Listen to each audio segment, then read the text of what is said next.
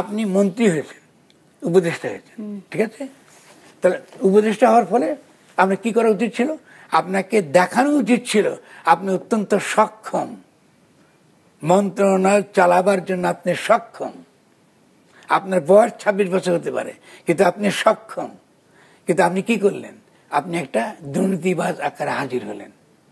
আপনি ক্যাবিনেটে যান, ক্যাবিনেটে ঠিক মতো নিয়মিত যান না, গিয়া সারা রাত আপনি ঘুরে বেড়ান, ভোরবেলা ঘুমান।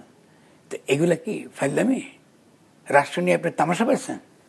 আপনি মন্ত্রী হবেন, তার মন্ত্রিত্বে কোনো রকম আপনার ভূমিকা পালন করবেন না? আপনাদের মন্ত্রণালয়ের বসে তো আপনাকে অত্যন্ত ভালোভাবে ভূমিকা রেখে মন্ত্রণালয়কে আপনি চালাতে হবে, দেখাতে হবে যে একটা 26 বছরের তরুণের দ্বারা বাংলাদেশে আমরা বাংলাদেশকে পরিচালিত করতে পারি। তাহলে যেসব তরুণরা ক্ষমতায় ছিল তারা তো এটা প্রমাণ করতে পারেনি।